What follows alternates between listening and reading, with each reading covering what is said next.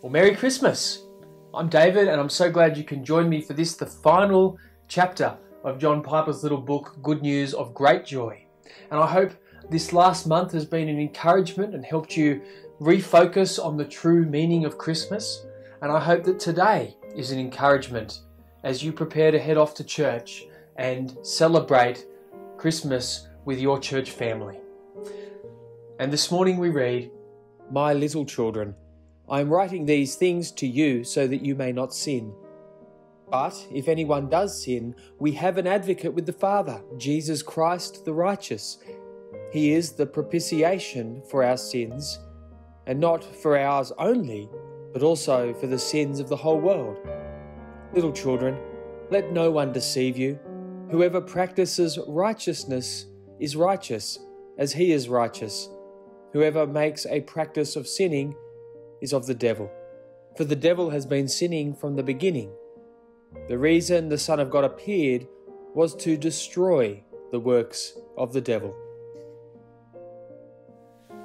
Ponder this remarkable situation with me. If the Son of God came to help you stop sinning, to destroy the works of the devil, and if he also came to die so that when you do sin there's a propitiation, a removal of God's wrath, then what does this imply for living your life? 3 things, and they are wonderful to have. I give them to you briefly as presents. Gift 1, a clear purpose for living.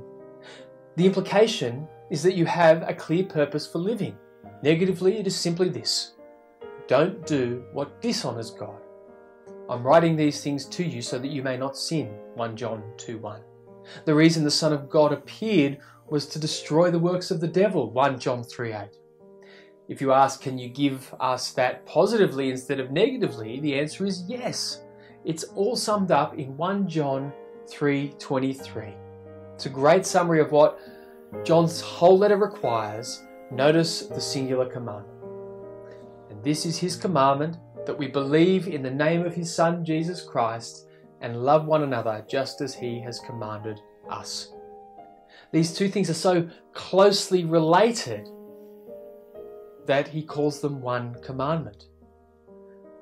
Believe Jesus and love others. That is your purpose. That is the sum of the Christian life. Trusting Jesus, loving people the way Jesus and his apostles taught us to love. Trust Jesus, love people. There is the first gift, a purpose to live. Gift 2, hope that our failures will be forgiven. The second implication of the twofold truth that Christ came to destroy our sinning and to forgive our sins is this: we make progress in overcoming our sins when we have hope that our failures will be forgiven. If you don't have hope that God will forgive your failures, when you start fighting sin, you give up. Many of you are pondering some changes in the new year because you have fallen into sinful patterns and want out. You want some new patterns of eating, new patterns of entertainment, new patterns of giving, new patterns of relating to your spouse, new patterns of family devotion, new patterns of sleep and exercise, new patterns of courage and witness. But you're struggling, wondering whether it's any use. Well, here's your second Christmas present. Christ not only came to destroy the works of the devil, our sinning, he also came to be an advocate for us because of experiences of failure in our fight. So I plead with you, let the fact that failure will not have the last word give you hope to fight. But beware, if you turn the grace of God into license and say, well, if I can fail and it doesn't matter, then why bother fighting sin? If you say that and mean it and go on acting on it, you are probably not born again and should tremble. But that is not what most of you are. Most of you want to fight sinful patterns in your life. And what God is saying to you is this: that Christ's covering of your failures give you hope to fight. I write this to you that you might not sin. But if you sin, you have an advocate, Jesus Christ. Third, Christ will help us.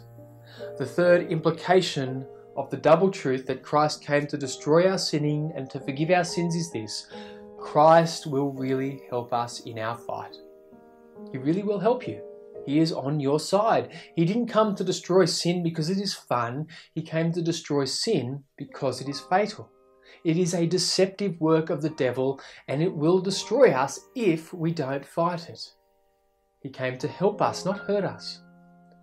So, here's your third Christmas present. Christ will help you overcome your sin. 1 John 4:4 says, "He who is in you is greater than he who is in the world." Jesus is alive. Jesus is almighty. Jesus lives in us by faith. And Jesus is for us, not against us. He will help you in your fight with sin in the new year. Trust him. Merry Christmas.